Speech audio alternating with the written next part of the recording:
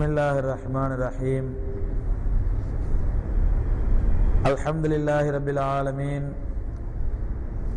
Wassalatu wassalamu ala sayyidil mursaleen wa ala alihi wa ashabihi ajma'in, amma ba'd. கண்ணியத்திற்கும் மரியாதைக்கும் உரிய அல்லாஹ்வின் நல்லடியார்களே, அளவற்ற அருளாளனும் நிகரற்ற அன்புடையவனுமாகிய எல்லாம் வல்ல அல்லாஹ் ஜல்ல ஷானஹு தஆலாவின் பேரருள் பெருங்கிருபையினால் எம்பெருமானார் நாயகம் ஸல்லல்லாஹு அலைஹி வஸல்லம் அவர்களுடைய உத்தம சஹாபாக்களின் வரலாற்று தொடரிலே இன்றைய தினம் நாம்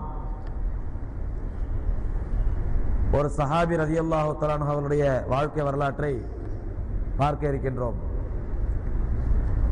அன்பு சகோதரர்களே, நாயகம் ஸல்லல்லாஹு அலைஹி வஸல்லம் அவர்கள் நான் முன்னால் உங்களுக்கு சொன்னதை போன்று மக்காவிலே ஏகத்துவ பிரச்சாரத்தை மேற்கொண்டு நடத்தி வந்த காலத்திலே ஹஜ்ஜுடைய நேரத்திலே பெருமானார் ஸல்லல்லாஹு அலைஹி வஸல்லம் அவர்கள் மக்களுக்கு மத்தியிலே இஸ்லாமிய பிரச்சாரத்தை மேற்கொள்கின்றார்கள். ஏனென்றால் நாயகம் ஸல்லல்லாஹு அலைஹி வஸல்லம் அவர்கள் நபியா அனுப்பப்படுவதற்கு முன்னாலேயே மக்கத்து குறைஷிகளுக்கு மத்தியிலும் மக்காவை சுற்றி இருந்த அரபு மக்களுக்கு மத்தியிலும் ஹஜ்ஜி செய்யக்கூடிய வழமை இருந்தது. அந்த அடிப்படையில் அவர்கள் ஹஜ்ஜுக்காக வேண்டி அந்த அரபு மக்கள் வரும் பொழுது அவர்களுக்கு போய் நாயகம் ஸல்லல்லாஹு அலைஹி வஸல்லம் அவர்கள் இஸ்லாமிய பிரச்சாரத்தை மேற்கொள்வார்கள். அப்படி இஸ்லாமிய பிரச்சாரம் மேற்கொண்டதில் தான் யஸ்ரீப் என்ற மதீனா மக்களோடு நாயகம் ஸல்லல்லாஹு அலைஹி வஸல்லம் அவர்களுக்கு ஒரு தொடர்பு ஏற்படுகின்றது. அந்த தொடர்பின் அடிப்படையிலே பெருமானார் ஸல்லல்லாஹு அலைஹி வஸல்லம் அவர்கள் மதீனத்து மக்களுக்கு இஸ்லாத்தை சொல்கின்றார்கள். அதிலே கிட்டத்தட்ட ஒரு 8 பேர் இஸ்லாத்தை ஏற்று மதீனாவுக்கு வருகின்றார்கள். அப்படி அந்த 8 பேர் சேர்ந்து நாயகம் ஸல்லல்லாஹு அலைஹி வஸல்லம் ஒரு விண்ணப்பம் செய்கிறார்கள். யா ரசூலல்லாஹ், நாங்கள் போய் மதீனாவிலே போய் இஸ்லாமிய பிரச்சாரம் செய்கின்றோம். அப்படி எங்களுக்கு மத்தியிலே இஸ்லாமிய பிரச்சாரம் செய்யும் பொழுது மக்காவிலிருந்து யாராவது ஒரு இஸ்லாமிய அழைப்பாளர், ஒரு நல்ல ஒரு மார்க்கம் தெரிந்தவர் வந்தால் அவர் எங்களுக்கு மத்தியிலே இஸ்லாத்தை சொல்வதற்கும் இஸ்லாத்தினுடைய அடிப்படை விஷயங்களை எடுத்து சொல்வதற்கும் பெரிய வசதியா இருக்கும். ஆகவே மக்காவிலிருந்து யாராவது ஒரு ஆலிமை நல்ல மார்க்கம் தெரிந்தவரை அனுப்பி வையுங்கள் என்று நாயகம் ஸல்லல்லாஹு அலைஹி வஸல்லம் இடத்திலே மக்கத்து மதீனத்து அந்த மக்கள் கேட்கிறார்கள். நாயகம் ஸல்லல்லாஹு அலைஹி வஸல்லம் அவர்கள் மதீனத்து மக்களிடத்திலே பிரச்சாரம் செய்வதற்காக ஹஜரத் முஸாப் இப்னு உமைர் ரலியல்லாஹு தஆலா அன்ஹு அவர்களை அனுப்பி வைக்கின்றார்கள். முஸாப் இப்னு உமைர் ரலியல்லாஹு தஆலா வாழ்க்கை வரலாற்றை நாம் சுருக்கமாக கேள்விப்பட்டிருப்போம். மிகப்பெரிய செல்வந்தருடைய மகனாக இருந்து இஸ்லாத்தை ஏற்றுக்கொண்ட ஒரே காரணத்தினால் உடுத்த துணியோடு வீட்டை விட்டு துரத்தப்பட்டவர்கள். பின்னால் உஹது போரிலே அல்லாஹ்வுடைய பேரருளால் தங்களுடைய இன்னுயிரை மாய்த்து ஷஹீதாகின்றார்கள். அவருடைய உடலை பற்றித்தான் வரலாறுகளை சொல்லப்படுகிறது. அவர்களுக்கு கஃனிடுவதற்கு கூட துணி கிடைக்காமல் தலையை மூடினால் கால் தெரிந்தது, காலை மூடினால் தலையை தெரிந்தது என்ற வரலாறு எல்லாம் கேள்விப்பட்ட வரலாறுகள். அந்த முஸாப் இப்னு உமைர் ரலியல்லாஹு தஆலா அன்ஹு அவர்கள் பெருமானார் ஸல்லல்லாஹு அலைஹி வஸல்லம் கட்டளையை ஏற்று மதீனாவுக்கு வந்து பிரச்சாரம் செய்ததிலே நிறைய மக்கள் இஸ்லாத்தை ஏற்றுக்கொள்கிறார்கள். அப்படி இஸ்லாத்தை ஏற்றுக்கொண்ட பெண்மணிகளில் ஒரு பெண்மணி யார் என்றால் உம்மு சுலைம் ரலியல்லாஹு தஆலா அன்ஹா அவர்கள். இந்த உம்மு சுலைம் ரலியல்லாஹு தஆலா அன்ஹா யார் என்றால், நான் முதல் நாள் வரலாற்றிலே பார்த்தோமே ஹஜ்ரத் அனஸ் இப்னு மாலிக் ரலியல்லாஹு தஆலா அன்ஹு பெருமானார் ஸல்லல்லாஹு அலைஹி வஸல்லம் மதீனாவுக்கு வந்தவுடன் எல்லா சஹாபாக்களும் சஹாபி பெண்மணிகளும் நாயகம் ஸல்லல்லாஹு அலைஹி வஸல்லம் ஒரு அன்பளிப்பை கொண்டு போய் கொடுத்தார்கள். தன்னிடத்தில் எந்த அன்பளிப்பை இல்லாமல் கடைசியில் நாயகம் ஸல்லல்லாஹு அலைஹி வஸல்லம் அன்பளிப்பாக எதை கொடுத்தாங்க?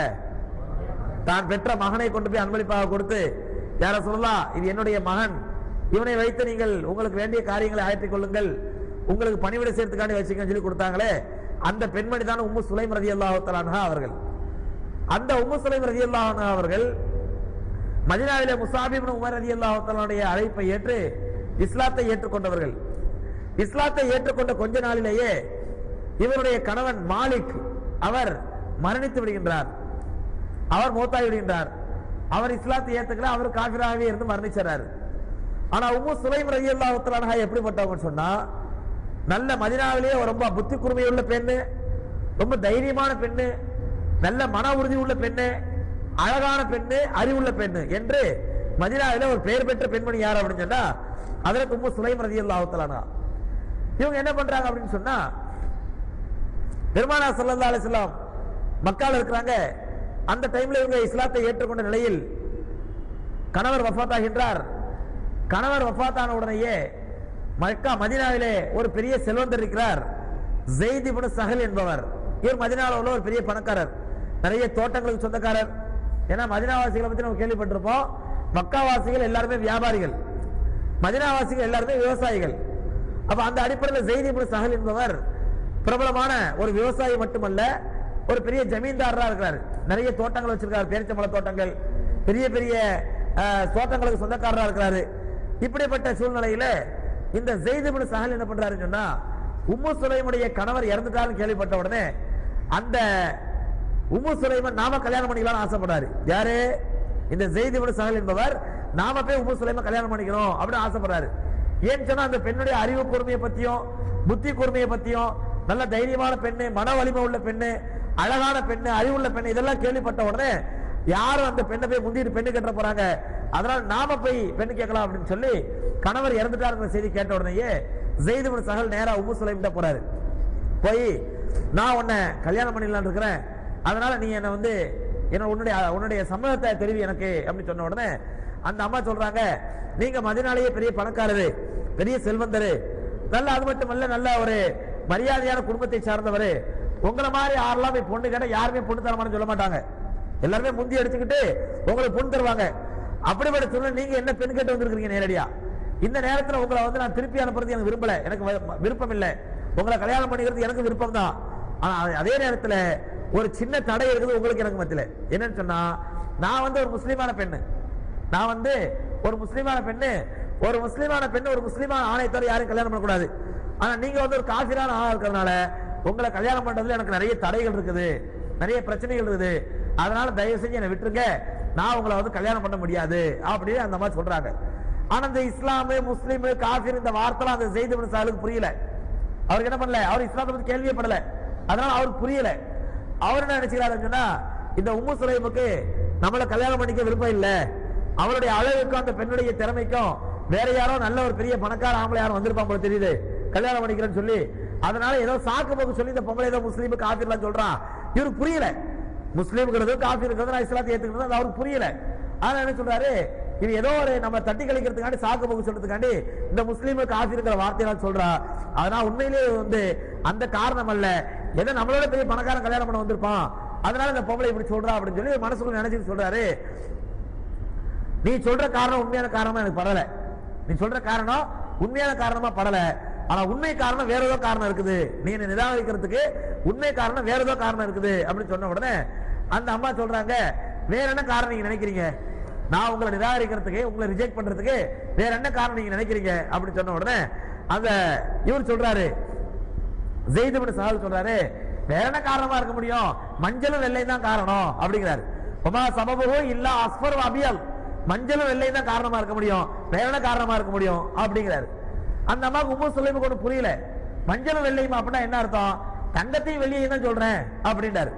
அப்ப அவர் கிண்டா சொல்றாரு, தங்கமும் வெள்ளையும் தான் காரணம், அதாவது என்னை விட பெரிய பணக்காரன் யாரோ உன்னை கல்யாணம் பண்ணி வந்திருப்பான், அதனால நீ என்ன அவாய்ட் பண்றதுக்காண்டி ஏதோ இஸ்லாமு காஃபிர் ஏதோ சொல்ற, எனக்கு புரியல இது அப்படின்னு சொன்ன உடனே அப்ப அந்த அம்மா சொல்றாங்க, உம்மு சுலைம் சொல்றாங்க, அல்லாஹ் மேல ஆணையா நான் உங்களை ரிஜெக்ட் பண்றதுக்கு இஸ்லாத்தை தவிர எந்த காரணமும் கிடையாது, அதனால நீங்க என்ன கல்யாணம் பண்ணி ஆசைப்படுவீங்கன்னு சொன்னா இஸ்லாத்தை ஏத்துக்குங்க, இஸ்லாத்தை ஏத்துக்குங்க. அப்படி நீங்க இஸ்லாத்தை ஏத்துக்கிட்டீங்கன்னு சொன்னா நீங்க எனக்கு மஹர் கூட தர வேண்டாம், நீங்க இஸ்லாம் கலிமா சொல்வதே நான் மஹரா ஏற்றுக்கொள்கிறேன், நீங்க இஸ்லாத்தை கபூல் செய்யறதையே நான் மஹரா ஏற்றுக்கொள்கிறேன், அதனால எனக்கு நீங்க மஹர் கூட தர வேண்டாம், நீங்க இஸ்லாத்தை ஏத்துக்கிட்டீங்கடா அப்படின்னு சொல்லி அந்த உம்மு சுலைம் ரலியல்லாஹு தஆலா அன்ஹா இஸ்லாத்தை ஏற்றுக்கொண்ட கொஞ்ச நாள்லயே சகோதரர் ஒரு ஆண் மகனுக்கு இஸ்லாமிய அழைப்பு பண்ணி செய்றாங்க, இஸ்லாமிய தாவா செய்றாங்க. இஸ்லாம்னா என்ன, இஸ்லாத்திய கொள்கைகள் என்னங்கறத ஆணித்தனமா அவங்க எடுத்து சொல்றாங்க. எந்த அளவுக்கு சொன்னா, நான் உங்களுடைய பணங்காசுக்கு ஆசைப்பட்டு நான் சொல்லல, அல்ல இன்னொரு ஆடவனுடைய பணங்காசுக்கு ஆசைப்பட்டு உங்களை கல்யாணம் பண்ண மாட்டேன்னு சொல்லல, நீங்க இஸ்லாத்தை ஏற்றுக்கிட்டீங்கன்னா எனக்கு நீங்க மஹர் கூட தர வேண்டாம், நீங்க உங்களுடைய இஸ்லாத்தையே உங்களுடைய கலிமாவே நான் மஹரா ஏற்றுக்கொள்கிறேன் அப்படின்னு சொன்ன உடனே அப்பதான் அந்த ஸைத் இப்னு ஸஹலுக்கு புரியுது, ஆஹா அப்ப நாம ஒரு தப்பு பண்ணிட்டோம், இந்த உம்மு சுலைம நம்ம தப்பா புரிஞ்சிட்டோம், இந்த பொம்பளை வந்து பணங்காசுக்கு ஆசைப்படுற பொம்பளை இல்ல, அப்ப வேற ஏதோ ஒரு கொள்கையின் அடிப்படையில் அந்த பொம்பளை என்ன பண்ணுது நம்ம நிராகரிக்குது அப்படின்னு சொல்லி அப்ப அந்த இஸ்லாத்தை பத்தி கேட்கிறாரு அந்த ஸைத் இப்னு ஸஹல். அப்படியாம அந்த இஸ்லாம்னா என்ன, அந்த கொள்கைகளை சொல்லணும்னு சொன்ன உடனே இந்த உம்மு சுலைம் ரலியல்லாஹு தஆலா அன்ஹா அந்த ஸைத் இப்னு ஸஹலுக்கு இஸ்லாத்தை சொல்றாங்க. இஸ்லாத்தை சொல்ல ஆரம்பிச்ச உடனே, இஸ்லாமிய கொள்கைகளை சொல்ல ஆரம்பிச்ச உடனே அவருக்கு ரொம்ப நல்ல கருத்தா படுது, நல்ல சரியான கருத்தா படுது. உடனே என்ன சொல்றாரு, அப்ப நான் இஸ்லாத்தை ஏத்துக்கணும் என்ன பண்ணணும் அப்படி கேட்ட உடனே அந்த அம்மா சொல்றாங்க, நீ களிமா சொல்லணும். எப்படி களிமா சொல்லணும்? அந்த அம்மாவே களிமா சொல்லி கொடுக்குறாங்க. அவர் இஸ்லாத்தை ஏத்துக்கிறாரு. இஸ்லாத்தை ஏற்றுக்கொண்ட பின் அவருடைய விருப்பப்படியே உம்மு சுலைம் ரலியல்லாஹு தஆலா அன்ஹாவை கல்யாணம் செஞ்சுக்கிறாரு. அந்த ஸைத் இப்னு சஹல் ரலியல்லாஹு தஆலா அன்ஹு தான் பின்னால அபூ தல்ஹா ரலியல்லாஹு தஆலா என்ற பட்ட பெயரால், புனை பெயரால் அழைக்கப்படுறாங்க. இந்த அபூ தல்ஹா ரலியல்லாஹு தஆலா அன்ஹுடைய வாழ்க்கை வரலாற்றை தான் இன்னைக்கு நாம இன்ஷா அல்லாஹ் பார்க்க இருக்கிறோம். பெருமானா ஸல்லல்லாஹு அலைஹி வஸல்லம் அங்கே மக்காவில் ஏகத்துவ பிரச்சாரம் செஞ்சிட்டு இருக்காங்க. இந்த நேரத்தில் அபூ தல்ஹா ரலியல்லாஹு தஆலா அன்ஹு இஸ்லாத்தை ஏற்றுக்கொண்டார்கள். அன்னாருடைய மனைவி உம்மு சுலைம் ரலியல்லாஹு ரெண்டு பேரும் சேர்ந்து 70 பேர் கொண்ட குரூப்பா, முந்தின வருஷம் 8 பேர் வந்தாங்க. அடுத்த வருஷம் முஸாப் இப்னு உமைர் ரலியல்லாஹு தஆலாவுடைய பிரச்சாரத்தின் அடிப்படையில் 70 பேர் சேர்ந்த ஒரு குரூப்பா என்ன பண்றாங்க அப்படின்னு சொன்னா, மறு வருஷம் ஹஜ்ஜுக்கு வர்றாங்க. மறு வருஷம் ஹஜ்ஜுக்கு நாயகம் ஸல்லல்லாஹு அலைஹி வஸல்லம் சந்திக்க வர்றாங்க. அப்படி சந்திக்க வந்த இடத்துல சகோதரர்களே, ஹஜ்ரத் அபூ தல்ஹா ரலியல்லாஹு தஆலா அவர்களும் அந்த 70 பேர்ல ஒரு முக்கியமான விஐபியா வர்றாங்க நாயகம் ஸல்லல்லாஹு அலைஹி சந்திக்கிறதுக்கு. அப்பதான் நம்ம கேள்விப்பட்டிருப்போம், நமக்கு எல்லாம் தெரிஞ்சதுதான், ரசூலுல்லாஹி ஸல்லல்லாஹு அலைஹி வஸல்லம் அவர்களுக்கும் அந்த 70 பேரை கொண்ட அந்த கூட்டத்தினருக்கு மத்தியிலே, மதீனாவாசிகளுக்கு மத்தியிலே ஒரு பையத் நடக்குது, ஒரு உடன்படிக்கை. என்ன உடன்படிக்கை அப்படின்னு சொன்னா, யா ரசூலல்லாஹ் இனிமேல் நீங்க மக்கால இருக்க வேண்டாம், எங்க வந்துருங்க, மதீனாவுக்கு வந்துருங்க. அதான் ஹிஜ்ரத்துக்கு முதல் முன்மாதிரி பேசிக் அங்கதான் நடக்குது, மதீனாவுக்கு வந்துருங்க அப்படின்னு சொன்ன உடனே அப்ப அபூபக்கர் சித்திக், அப்பாஸ் ரலியல்லாஹு அன்ஹு அதுல இஸ்லாத்தை ஏத்துக்கல, அப்பாஸ் ரலியல்லாஹு இஸ்லாத்தை ஏத்துக்கல. ஆனா நாயகம் ஸல்லல்லாஹு அலைஹி வஸல்லம் ரொம்ப முஹப்பத். அவங்க பாக்குறாங்க மக்கால வந்து அவங்க கடுமையான தொல்லைகளும் வேதனைகளும் சித்திரவதைகள் நடக்குது, அதனால மதீனாவுக்கு போயிட்டா சேஃப்டி தான் அப்படி புரிஞ்சுக்கிறாங்க. இருந்தாலும் அந்த மக்கள்கிட்ட என்ன கேட்கறாங்கன்னு சொன்னா, நீங்க இன்னைக்கு கூட்டிட்டு போயிட்டு நாளைக்கு உங்களுக்கு ஒரு கஷ்டம் வந்து விரட்டி விட்டுறக்கூடாது. அதனால உங்களுடைய பெண்களையும் குழந்தைகளையும் பாதுகாப்பதை போன்று இந்த முஹம்மது ஸல்லல்லாஹு அலைஹி வஸல்லம் பாதுகாப்பீங்க, எல்லா விதத்திலும் உங்களுடைய உயிரை போனாலும் சரி அவருடைய உயிரை பாதுகாப்பீர்கள் அப்படின்னு சொல்லி நீங்க எனக்கு வாக்குறுதி கொடுத்தா நாங்க ரசூலுல்லாஹி ஸல்லல்லாஹு அலைஹி வஸல்லம் உங்களோட அனுப்பி வைக்கிறோம். இல்லன்னு சொன்னா நான் முஹம்மது ஸல்லல்லாஹு அலைஹி வஸல்லம் உங்களோட அனுப்ப தயாரா இல்லைன்னு சொல்லி அப்பாஸ் ரலியல்லாஹு அந்த நேரத்தில் ஆணித்தரமா சொல்றாங்க. சொன்ன உடனே மதீனாவாசிகள் எல்லாருமே சொல்றாங்க, நாங்க எங்களோட உயிரை விட உங்களுடைய உயிரை நாங்க மேன்மையா நினைப்போம், உங்களோட உயிருக்கு முக்கியத்துவம் கொடுத்து உங்களை பாதுகாப்போம். அதனால அதை பத்தி நீங்க ஒண்ணுமே கவலைப்படாதீங்க. உங்களுக்கு யார் யாரெல்லாம் நண்பர்களோ அவர்களெல்லாம் இனிமேல் எங்களுக்கு நண்பர்கள், உங்களுக்கு யார் யாரெல்லாம் எதிரிகளோ அவர்களெல்லாம் இனிமேல் எங்களுக்கு எதிரிகள். அதனால அதை பத்தி ஒண்ணுமே நினைக்காதீங்க, நாங்க இன்ஷா அல்லாஹ் உங்களுடைய பேச்சை கேட்டுதான் வரப்போம் அப்படின்னு சொல்லி பெருமானார் ஸல்லல்லாஹு அலைஹி வஸல்லம் அவர்களுக்கு ஒரு உறுதிபூர்வமான பையத்து கொடுக்குறாங்க இந்த மதீனாவாசிகள். கொடுத்தவன நாயகம் ஸல்லல்லாஹு அலைஹி வஸல்லம் என்ன பண்றாங்க அப்படின்னு சொன்னா, அவங்களுடைய பேச்சை கேட்டுக்கிட்டு மறு வருஷம் அவங்க ஹிஜ்ரத்துக்கு வர்றாங்க. அந்த 80 பேர்ல பெருமானார் ஸல்லல்லாஹு அலைஹி வஸல்லம் என்ன பண்றாங்கன்னா, முக்கியமான 12 பேரை செலக்ட் பண்றாங்க. 80 பேர்ல இருந்து மதீனாவாசிகளில் நுகபா என்று சொல்லக்கூடிய விஐபிகள் 12 பேரை செலக்ட் பண்றாங்க. அந்த 12 பேர்ல ஒருத்தரா நாயகம் ஸல்லல்லாஹு அலைஹி வஸல்லம் யாரை செலக்ட் பண்றாங்கன்னா, அபூ தல்ஹா ரலியல்லாஹு தஆலா அன்ஹு செலக்ட் பண்றாங்க. நாயகம் ஸல்லல்லாஹு அலைஹி வஸல்லம் பிறகு ஹிஜ்ரத் செஞ்சு மதீனாவுக்கு வந்த பிறகு அபூ தல்ஹா ரலியல்லாஹு தஆலா அவர்கள் மதீனாவிலே ஆரம்பத்தில் இஸ்லாத்தை பற்றி ஒண்ணும் தெரியல, அந்த உம்மு சுலைம் ரலியல்லாஹு தஆலா மேல கொண்டிருந்த அந்த மோகம், அந்த ஆசை அவங்க இஸ்லாத்தை ஏத்துக்க வச்சது. ஆனா பிறகு இஸ்லாத்தை ஏற்றுக்கொண்ட பிறகு கொஞ்சம் கொஞ்சமா இஸ்லாத்தை தெரிஞ்சு சகோதரர்களே உண்மையிலே இஸ்லாத்திற்காக வேண்டி பாடுபடக்கூடியவர்களாகவும் இஸ்லாத்திற்காக தங்களை உயிரை அர்ப்பணம் செய்யக்கூடிய அளவுக்கு தயாராகக்கூடியவர்களாகவும் அதற்கு அபூ தல்ஹா ரலியல்லாஹு தஆலா மாறிட்டாங்க. அது மட்டும் இல்லாம நாயகம் ஸல்லல்லாஹு அலைஹி வஸல்லம் மக்கால இருந்து ஹிஜ்ரத் செஞ்சு மதீனாவுக்கு வந்த உடனேயே மறு வருஷமே பத்ர் போர் ஆரம்பமாகுது. இந்த பத்ர் போர் ஆரம்பமாகக்கூடிய நேரத்தில் என்ன நடக்குது அப்படின்னு சொன்னா சகோதரர்களே, ரசூலுல்லாஹி ஸல்லல்லாஹு அலைஹி வஸல்லம் ஆலோசனை பண்றாங்க சஹாபாக்கள்கிட்ட, நம்ம பத்ர் மைதானத்துல போய் எதிரிகளை போய் போரிடலாமா, இல்ல மக்காலே உட்கார்ந்துகிட்டு அபூ சுஃபியானுடைய படை நம்ம தாக்குனா மட்டும் திருப்பி தாக்குவோமா? பத்ர் போற வரலாறு நமக்கு பின்னாடி தெரியும். அபூ சுஃபியான் சிரியால இருந்து நான் மின்னு ஞாபகப்படுத்துறது உண்டு.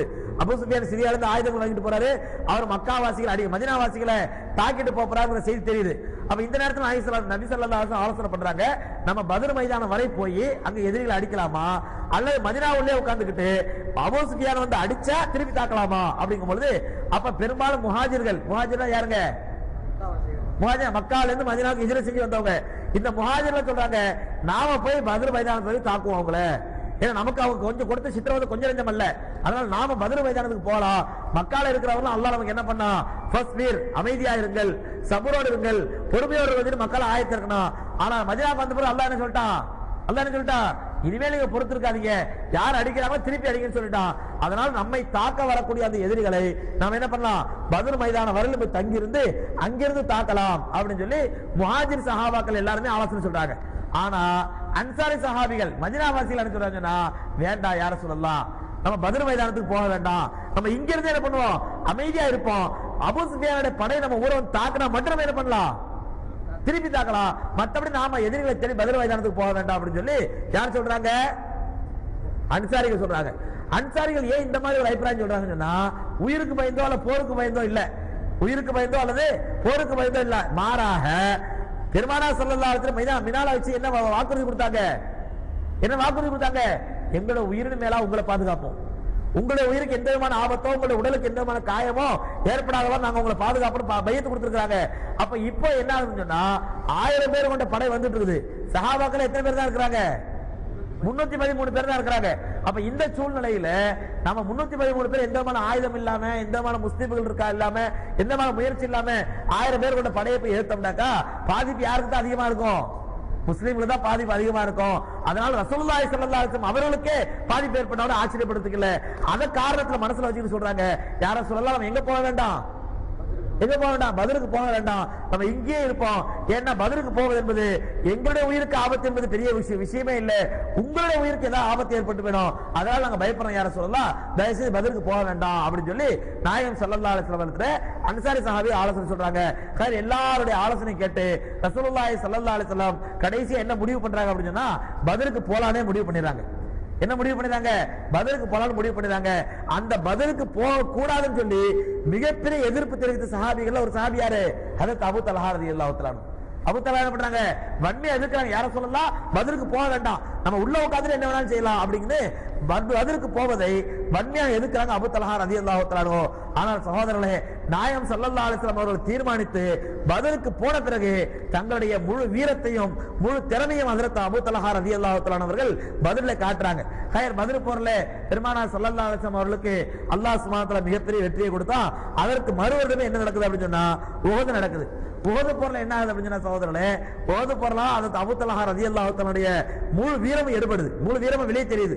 எப்படின்னு சொன்னா, நாயகம் ஸல்லல்லாஹு உஹது போரை பத்தி நம்ம கேள்விப்பட்டிருப்போம். பெருமானார் ஸல்லல்லாஹு அலைஹி வஸல்லம் அவர்களுக்கும் சஹாபாக்களுக்கும் அல்லாஹ் மிகப்பெரிய வெற்றியை கொடுத்தான். ஆனா சில சஹாபாக்கள் செஞ்ச தவறுனால என்ன ஆயி போச்சு, அல்லாஹ் கொடுத்த வெற்றியை திரும்ப பெற்ற தோல்வியா மாத்தினான். தோல்வியா எப்படி மாத்தினா? கணவாய்க்கு மேல இருந்து, மலைக்கு பக்கத்துல அந்த 2 பள்ளத்தாக்குகளுக்கு மத்தியில் உள்ள கணவாய்க்கு மேல இருந்து காலித் இப்னு வலீதுடைய தலைமையிலையும் ஹஜ்ரத் இக்ரிமா ரலியல்லாஹு தஆலா தலைமையிலையும், அதோட 2 பேர் என்ன ஆகல, 2 பேர் முஸ்லீம் ஆகல. அவங்க 2 பேர் தலைமையில எதிரிகள் என்ன பண்ணாங்க, முஸ்லீம்களை மேல் பக்கத்துல இருந்து அம்பால தாக்க ஆரம்பிச்ச உடனே முஸ்லீம்களா என்ன பண்ண முடியல, அதை ஈடு கொடுக்க முடியல.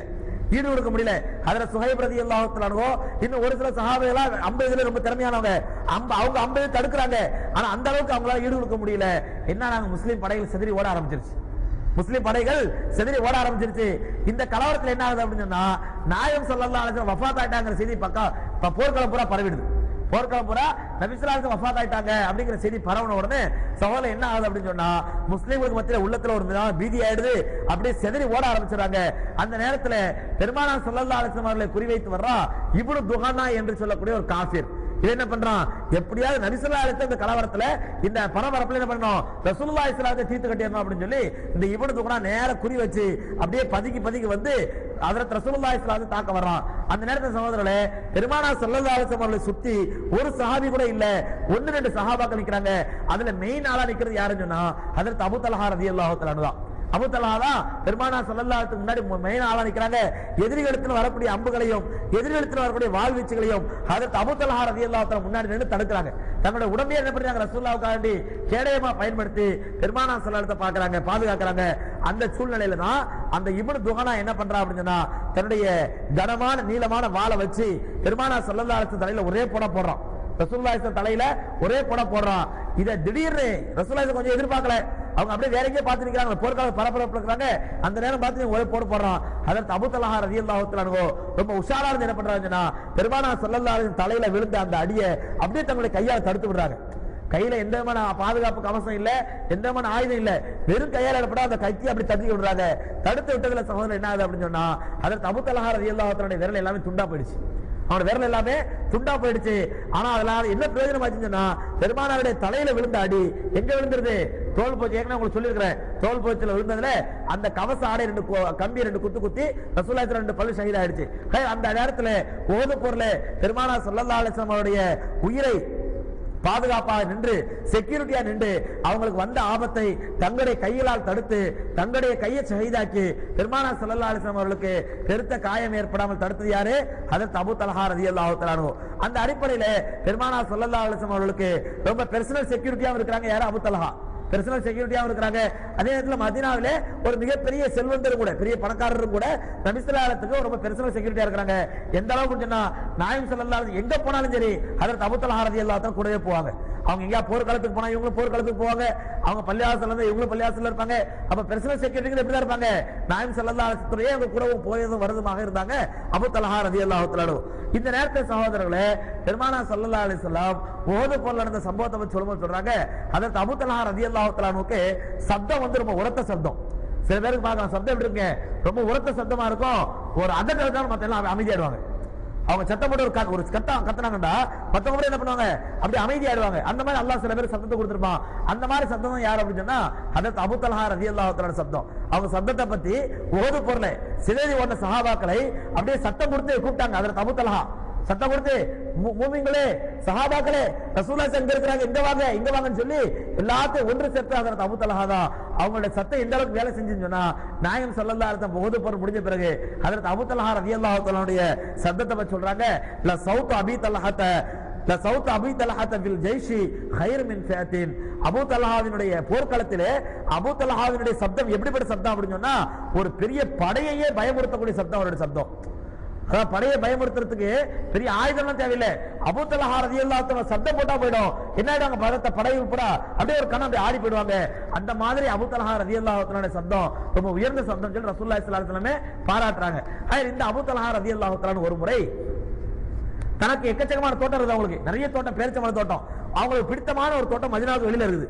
அந்த தோட்டத்துல இருந்து என்ன பண்றாங்க அப்படின்னு சொன்னா ஒரு நாள் தொழுது விட்டுக்கிறாங்க. அபூ தல்ஹா ரலியல்லாஹு தஆலா அந்த தனக்கு பிடித்தமான தோட்டத்திலே நல்ல அழகான நிழல் நின்று தொழுதுகிட்டு இருக்கிறாங்க. தொழுதுகிட்டு இருக்கும்போது என்ன ஆகுது அப்படின்னு சொன்னா சகோதரர்களே, அந்த அவங்க ஒரு பேரிச்சம்பழத்தை நேர நின்று தொழுறாங்க. அந்த மரத்துல உள்ள பேரிச்சம்பழத்தை சாப்பிடறதுக்காண்டி ஒரு குருவி ஒண்ணு வருது. ஒரு குருவி வருது. குருவி வந்து என்ன பண்ணுதுன்னு சொன்னா அந்த குருவி அந்த பேரிச்சம்பழத்தை கொத்தி வச்சு சாப்பிடுது. சாப்பிட்டு டக்குனு இங்க இருந்து அந்த மரத்துக்கு தாவுது, அதுல உள்ள பழத்தை கொத்தி சாப்பிடுது. இங்க இருந்து அங்க அந்த மரத்துக்கு தாவுது, அந்த மரத்தை கொத்தி வச்சு சாப்பிடுது.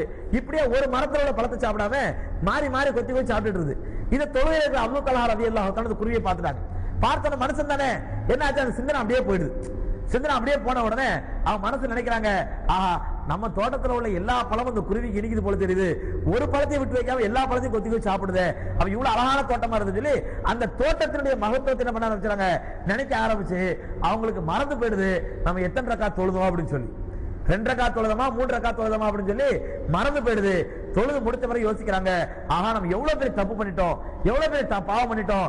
நம்முடைய இந்த தோட்டம், நாம வளர்த்த இந்த தோட்டம், நாம வளர்த்து அறுவடை செய்யக்கூடிய இந்த தோட்டம் நம்முடைய அல்லாஹ்வுடைய சிந்தனை விட்டு நம்ம தடுத்துருச்சு. அதனால இனி இந்த தோட்டம் நம்ம கையில இருக்க கூடாது அப்படின்னு சொல்லி நேர ரசூலுல்லாஹி ஸல்லல்லாஹு அலைஹி வஸல்லம் போனாங்க.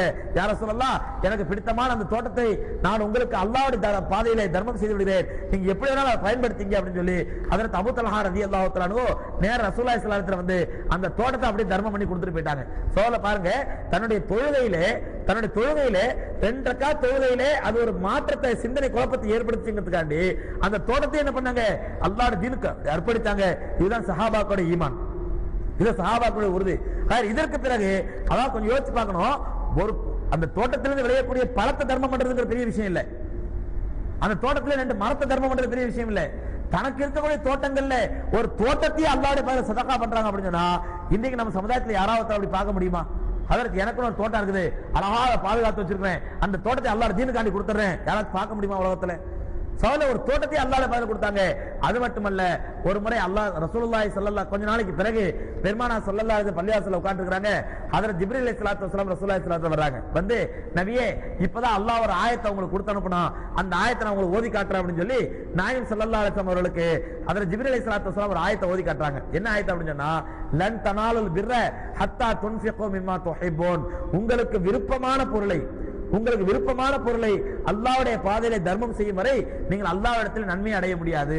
அப்ப நீங்க தர்மம் செய்றீங்க, நீங்க சில பேர் பார்க்கலாம் போட்டு கிழிச்சு இனிமேல் இவர் போட மாட்டாரு அப்படின்னு முடிவு பண்ணதுக்கு அப்புறம் அந்த சட்டைக்கு ஹஜ்ரத் இந்த சட்டை தர்மமா கொடுக்கலாமா, யாருக்கா கொடுத்துருங்க இதை, இவர் அந்த சட்டை ஏறெடுத்து பார்க்க மாட்டாரு, அதுக்கப்புறம் என்ன பண்ண தர்மமா கொடுக்கிறது. சகோதரர் அது சில பேர் பார்க்கலாம், நேத்து உள்ள பெண்கிட்ட குணம் உண்டு. நேத்து உள்ள சால்னா, மிஞ்சி போன குழம்பு, இதை பூரா ஃப்ரிட்ஜில் வச்சு எந்த அளவுக்கு சாப்பிட முடியுமோ சாப்பிட்டு அதுக்கப்புறம் அது கெட்டு போச்சு நீ தொடவே முடியாதுன்னு அப்புறம் தர்மம் பண்றது. அதை கொண்டு போய் அதான் அல்லாஹ் சொன்னா, உங்களுக்கு விருப்பமான பொருளை, எது உங்களுக்கு மிக மிக விருப்பமான பொருளோ அந்த பொருளை அல்லாஹ்வுடைய பாதையில் நீங்கள் தர்மம் செய்யும் வரை நீங்கள் நன்மை அடைய முடியாது. நபி ஸல்லல்லாஹு அலைஹி வஸல்லம் அல்லாஹ் சுப்ஹானஹு வ தஆலா ஆயத்தை இறக்கணும்.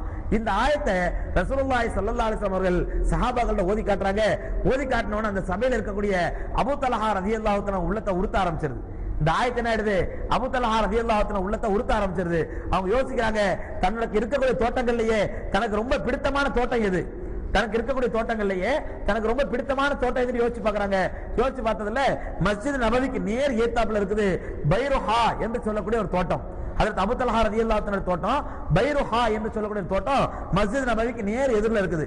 அந்த பைருஹா எப்படிப்பட்ட தோட்டம் அப்படின்னு சொன்னா, ரொம்ப குளுமையான தோட்டம். மதீனாலேயே அந்த தோட்டத்துல தான் ரொம்ப சுவையான தண்ணி கிடைக்கும், ரொம்ப டேஸ்டி தண்ணி கிடைக்கும். நாயகம் ஸல்லல்லாஹு அலைஹி வஸல்லம் ரெஸ்ட் எடுக்க நினைச்சாங்கன்னா நேரம் தோட்டத்துல என்ன பண்ணுவாங்க, கொஞ்ச நேரம் போய் உட்கார்ந்துட்டு அங்க உள்ள பேரிச்சம்பழத்தை சாப்பிட்டுட்டு அந்த தண்ணியும் குடிச்சிட்டு வருவாங்க நாயகம் ஸல்லல்லாஹு அலைஹி வஸல்லம். அப்ப அந்த பைருஹா மஸ்ஜித் நபவிக்கு நேர் ஏத்தாப்புல இருக்குது. அதற்கு அபூ தல்ஹா யோசிச்சு பாக்குறாங்க, நமக்கு பிடித்தமான தோட்டங்கள்லயே இந்த பைருஹா தான் என்னது, நமக்கு நம்மள்ட்ட இருக்கிற தோட்டங்கள்லயே இந்த பைருஹா தான் நமக்கு ரொம்ப பிடித்தமான தோட்டம்.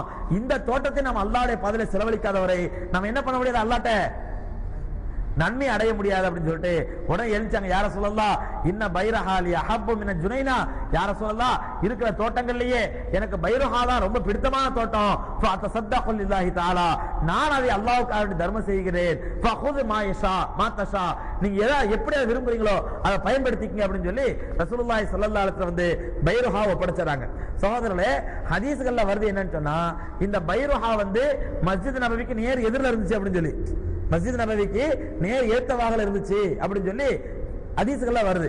ஆனா இன்னைக்கு அந்த பைருஹா எங்க இருக்குது அப்படின்னு சொன்னா, பைருஹாங்கிற தோட்டம் எங்க இருக்குது அப்படின்னு சொன்னா, இன்னைக்கு மதீனால சகோதரர்களே, மதீனாவுக்கு போனவங்க ஆதாரப்பூர்வமா அல்ல ஹதீஸ்களுடைய அந்த துணையோட பகன பார்த்திருக்கலாம். மஸ்ஜித் நபவிக்குள்ளேயே, மஸ்ஜித் நபவி பள்ளிவாசலுக்குள்ளேயே மஸ்ஜித் நபவியினுடைய 22வது கேட்டுக்கு பக்கத்துல, மஸ்ஜித் நபவிக்கு நிறைய எக்கச்சக்கமா 42 43 கேட் இருக்குது. அதுல 22வது கேட்டுக்கு பக்கத்துல 2 தூண்களுக்கு மத்தியில் என்னன்னு சொன்னா, அந்த கார்பெட் நகர்த்திட்டு பார்த்தோம்டா அதுல வட்டமா கீழே மார்பிள்லயே வட்டமா போட்டு அதுல அரபில் எழுதியிருக்காங்க பைருஹா அப்படின்னு சொல்லி, பைருஹா அப்படின்னு சொல்லி அரபில் எழுதியிருக்காங்க. அப்ப இன்னைக்கு அந்த பைருஹா எங்க இருக்குது, மஸ்ஜித் நபவிக்குள்ள இருக்குது. ஆனா அன்னைக்கு ரசூலுல்லாஹி ஸல்லல்லாஹு அலைஹி வஸல்லம் அவர் காலத்துல மஸ்ஜித் நபவிக்கு நேர் ஏத்தாப்புல இருந்துச்சு பைருஹா. அந்த பைருஹா தான் அபூ தல்ஹா ரலியல்லாஹு தஆலா அவர்கள் நாயகம் ஸல்லல்லாஹு அலைஹி வஸல்லம் அவர்களுக்கு அவங்களுடைய அல்லாஹ்வுடைய தீனுக்காக வேண்டி நாயகம் ஸல்லல்லாஹு அலைஹி வஸல்லம் ஒப்படைச்சிட்டாங்க. இந்த மாதிரி செல்வங்களை தர்மம் செய்வதிலையும் அல்லாஹ்வுடைய தீனுக்காக வேண்டி தன்னுடைய உயிரையும் பொருளையும் அர்ப்பணம் பண்றதிலையும் ஹஜ்ரத் அபூ தல்ஹா ரலியல்லாஹு தஆலா அவர்கள் எல்லாரோட முயற்சி இருந்தாங்க, ரொம்ப முன்மாதிரியா இருந்தாங்க. இந்த நேரத்தில் சகோதரர்களே, அபூ தல்ஹா ரலியல்லாஹு தஆலாவுடைய மனைவி உம்மு சுலைம் ரலியல்லாஹு தஆலா அவர்களை பத்தியும் நம்ம கொஞ்சம் தெரிஞ்சுக்கணும். ஏன்னு சொன்னா, உம்மு சுலைம் ரலியல்லாஹு தஆலா ஏற்கனவே சொன்னேன்னு சொன்னா, அவங்க ரொம்ப பெரிய அறிவாளி, நல்ல தைரியம் உள்ளவங்க, மனோ வலிமை உள்ளவங்க. எந்த அளவுக்கு சொன்னா, பெண்கள் போர்க்காலத்துக்கு போறதுக்கு அனுமதி கிடையாது, பெண்கள் போர்க்காலத்துக்கு போறதுக்கு அனுமதி கிடையாது. ஆனா ஓது போறது என்ன ஆச்சு அப்படின்னு சொன்னா, ஏற்கனவே உங்களுக்கு சொன்னேன், காஃபிர்கள் யாரையும் கூட்டிட்டு வந்தாங்க, தன்னுடைய மனைவிமார்களை கூட்டிட்டு வந்தாங்க போர்க்காலத்துக்கு. எதுக்காண்டிக்க, எதுக்காண்டி கொட்டை அடிச்சு அவங்களை உற்சாகப்படுத்துறதுக்காண்டி. அப்படி அவ போர்க்காலத்துல பயந்து ஓடி வந்தாங்கன்னா காரியம் மூஞ்சியை துப்பி, ஆனா அறிவு வெட்டவங்கள நீங்களா ஒரு ஆம்பளைங்களா உயிருக்கு பயந்து ஓடுறீங்களே அப்படின்னு சொல்லுவாங்க. எந்த அளவுக்கு கொஞ்சம்னா, சில பெண்கள் சொல்லுவாங்களா, அந்த காபிர்கள் பயந்து ஓடும்போது பெண்கள் சொல்லுவாங்களா, இனிமேல் என்னுடைய படுக்கை உனக்கு ஹராம், என்னுடைய படுக்கை உனக்கு ஹராம். அப்படின்னா என்ன அர்த்தம், நீ என் கிட்டே வரக்கூடாது, போன ஒழுங்கா போராடி எதிரிகளை வெட்டிட்டு வரதா என்கிட்ட வா, எனக்கு நான் உனக்கு மனைவியா இருக்கிறேன், இல்லனா என்னுடைய படுக்கை உனக்கு ஹராம் அப்படின்னு சொல்லி அந்த பெண்கள் பண்ணுவாங்களா, அவரை உற்சாகப்படுத்துவாங்க காபிர்களை. அப்ப இதை பார்த்த உடனே காபிர்கள் மனைவிமார்களை அழைச்சிட்டு வந்திருக்கான்னு கேள்விப்பட்ட உடனே ஹஜ்ரத் உம்மு சுலைம் ரலியல்லாஹு தஆலா, யாரு அபூ தல்ஹாவுடைய மனைவி உம்மு சுலைம் என்ன பண்ணா, ரசூலுல்லாஹி ஸல்லல்லாஹு அலைஹி வஸல்லம் யார சொல்லலாம், நாங்களும் போர்க்காலத்துக்கு வர எங்களுக்கு அனுமதித்தாங்க. காபிர்கள் கூட்டிட்டு வர்றாங்களாம் மனைவிமார்களை, நாங்களும் கூட்டிட்டு வரணும், நாங்களும் வர்றோம் போர்க்காலத்துக்கு, எங்களுக்கு அனுமதித்தாங்கன்னு சொன்ன உடனே நாயகம் ஸல்லல்லாஹு அலைஹி வஸல்லம் சொன்னாங்க, போர்க்காலத்துல பெண்கள் வரதுக்கு அனுமதி கிடையாதுமா, அதனால வராதீங்க அப்படின்றாங்க.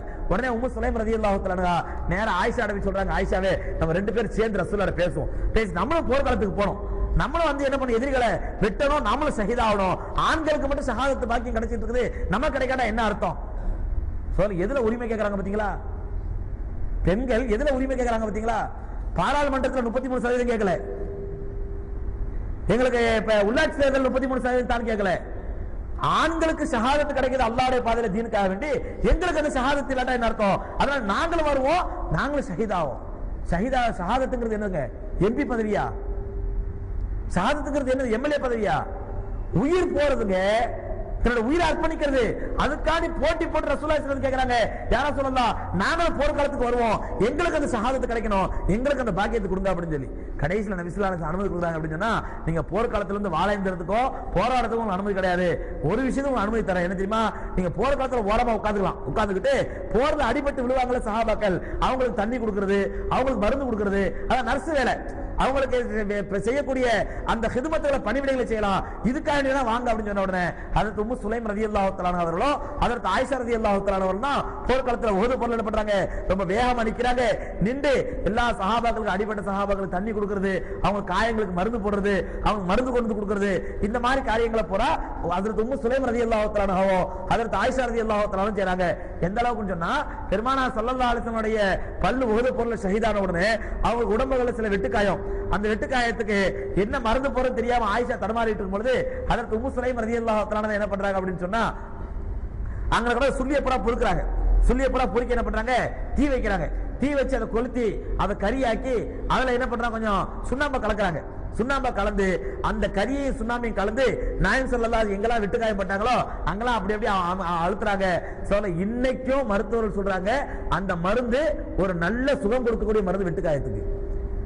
கறி இருக்குது, அடுப்பு கறி அல்லது துணி கறி எதையாவது ஒண்ணு எரிச்சு அந்த கறியையும் சுண்ணாம்பையும் கலந்து காயத்துக்கு போடுவது என்பது இன்னைக்கு ஒரு ஆன்டிசெப்டிக் மருந்து. அது காயம் வந்து லேசர் பரவாது, கிருமி பிடிக்காது என்று. ஆனா அன்னைக்கு உம்மு சுலைம் ரலியல்லாஹு தஆலா நாயகம் ஸல்லல்லாஹு அலைஹி வஸல்லம் அவர்களுக்கு போட்ட மருந்து இந்த மருந்து, அவங்க வெட்டுக்காயப்பட்ட இடத்துல. அப்படி உம்மு சுலைம் ரலியல்லாஹு தஆலா அவருடைய மனைவியும் சலச்சவங்க இல்லங்கிற அளவுக்கு தீனுடைய ஹிதமத்துல பெரிய முன்னணியில இருந்தாங்க. இந்த உம்மு சுலைம் ரலியல்லாஹு தஆலா ஹுனைன் யுத்தத்துல ஒரு சம்பவம் நடக்குது. ஹுனைன் யுத்தத்துல என்னன்னு சொன்னா, அதான் மக்கா வெற்றிக்கெல்லாம் பிறகு நாயகம் ஸல்லல்லாஹு அலைஹி கடைசியா கலந்துகிட்டு போரு. அந்த ஹுனைன் யுத்தத்துல என்ன நடக்குது அப்படின்னு சொன்னா, இந்த அம்மா கையில ஒரு பெரிய கட்டாரி வச்சுட்டு நிக்கிறாங்க. யாரு? உம்மு சுலைம் ரலியல்லாஹு தஆலா கர்ப்பிணி பெண்ணா இருக்காங்க, கையில ஒரு பெரிய கட்டாரி வச்சு நிக்கிறாங்க. அப்ப நாயகம் ஸல்லல்லாஹு அலைஹி கேக்குறாங்க, உம்மு சுலைம் இந்த கட்டாரி யாருது அப்படின்னு சொல்லி. ஆக்சுவலா அந்த கட்டாரி யாருதுன்னு சொன்னா ஹஜ்ரத் அபூ தல்ஹா ரலியல்லாஹு தஆலா கட்டாரி. அது கட்டாரின்னு சொல்ல தெரியுதா? கட்டாரின்னு தெரியலையா?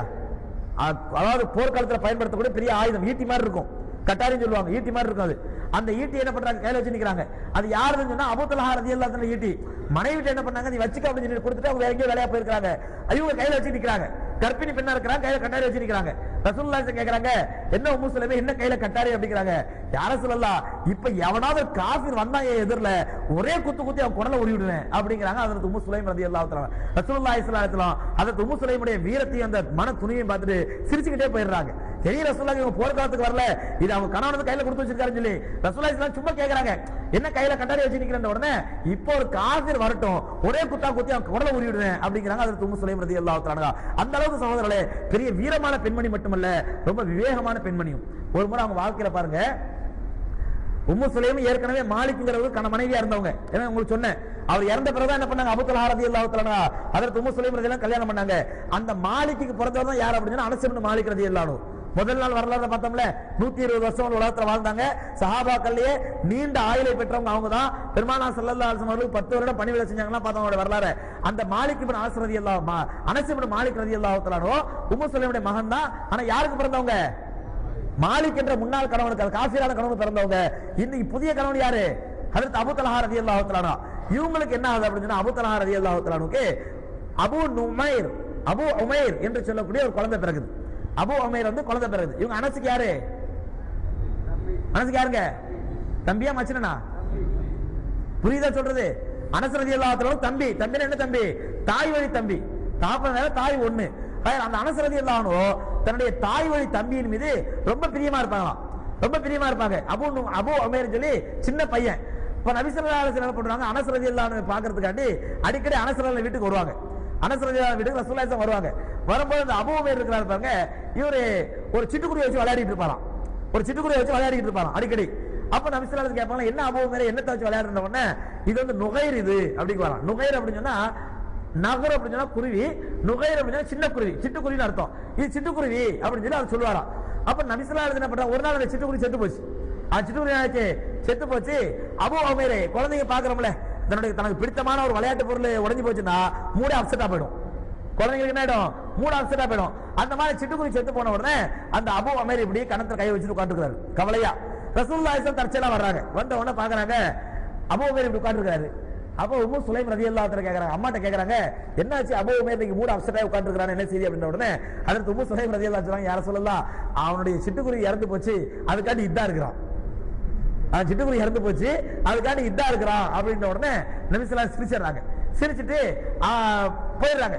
அதுக்கப்புறம் சகோதரர்களே, எப்ப ரசூலுல்லாஹி ஸல்லல்லாஹு அலைஹி வீட்டுக்கு வந்தாலும் சரி அந்த இதா இருக்கிறாங்கிற வார்த்தை ஞாபகத்துக்கு வந்துடும். உடனே என்ன பண்ணுவாங்கன்னா அந்த அபூ உமைரை கிண்டல் பண்றதுக்காண்டி யா அபா உமைர் மா ஃபஅலன் நுகைர் அப்படி கிண்டல் அந்த எதுகை மோனியோட யா அபா உமைர் மா ஃபஅலன் நுகைர், அபூ உமைரே உன்னுடைய நுகைர் என்னாச்சு, நுகைர் தான் சிட்டுக்குருவி, உன் சிட்டுக்குருவி என்னாச்சு அப்படின்னு சொல்லி ரசூலுல்லாஹி ஸல்லல்லாஹு அலைஹி வஸல்லம் குழந்தைகள்ட்ட விளையாடுற மாதிரி அந்த அபூ உமைர்ட்ட விளையாடுவாங்க.